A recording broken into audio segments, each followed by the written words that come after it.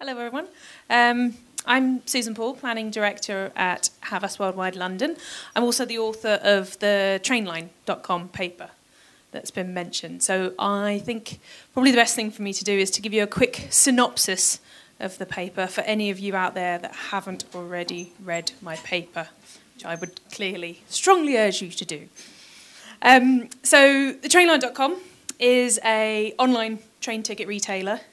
The added extra technical detail to what Nick's already said is that they're not even a retailer of their own train tickets. They are third party of all the train companies in the country. So they don't set their own prices, but they sell everybody else's train tickets. So back at the start of the paper, they really wanted to rocket their sales and really get growth going. So they looked to new customers, i.e. people buying at the station on the day.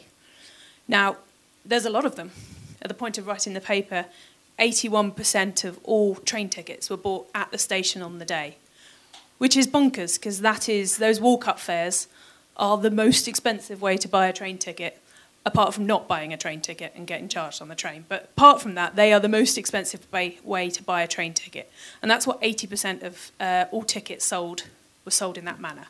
So there was a very clear, right, those are the people, that's the behaviour we want to go after. It was interesting when you dug into that behaviour and you asked people why were you still buying the train ticket at the station on the day.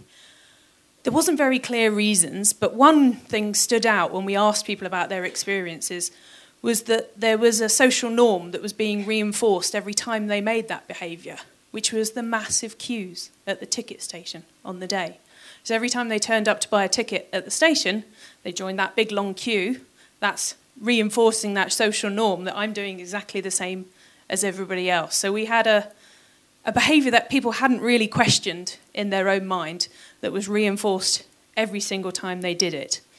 So Trainline did a bit of research. The saving that you could make on the Trainline was the most motivating thing. And this is where it gets interesting, because as an agency and as a client team, agency team, we looked at that saving, and it was a great saving, average of 39% at the time. But there was a real gut feel amongst all of us that just saying that saving, we hear about savings, save this percentage, save that percentage, would really just get lost in the wallpaper of savings that are out there. There are sales every day, there's save this, save that. We all get the emails of save 10%, use this code. And actually we needed to find a way to make that saving message really hit home to the people we wanted to talk to. So building on the knowledge that all decisions are comparative, we really set to place a behavioural wrapping around that saving. So we use this by comparing their current behaviour with the behaviour we wanted them to do, make the savings, buy online in advance at the Trainline. And we compared those two behaviours very overtly. And you had the silly, herd-like behaviour of continuing to buy at the station on the day compared with the more enlightened behaviour of buying in advance and making a saving at the Trainline.com. And creatively, this was brought to life with a campaign, which I've got my clicker, sorry, where we took that comparison and had some fun with it.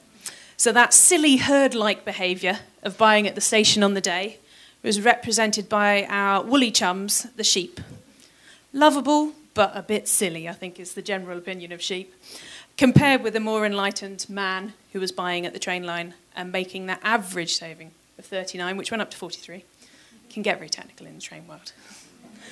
And we had a number of channels in the campaign, TV being a big part of it, awareness, getting to those people, but also station media, so that you saw this all over the station. So every time you turned up at the station and you hadn't bought in advance, we were trying to kick into that loss aversion for the money you've just wasted again.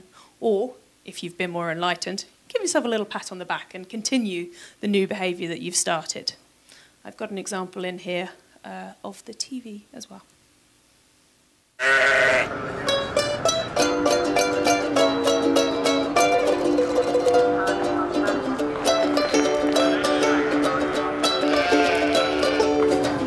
Are you still paying full price for your ticket at the station? people buying in advance at thetrainline.com saved an average of 39%. Thetrainline.com, your first stop for train tickets. So to finish the sort of mini case study, incredibly successful case and campaign for the train line. First 18 months, it's run for a number of years. ROI of £2.42 for every pound spent. Revenue grew by 137 million, and they were predicted to grow 3.9%. They set themselves a big old ambitious target of growing by 25%, which was what we were trying to step up to, and they actually grew 32%. So smashed their own crazy targets and continue to do well over time. Susan, thank you very much. A little round of applause for Susan.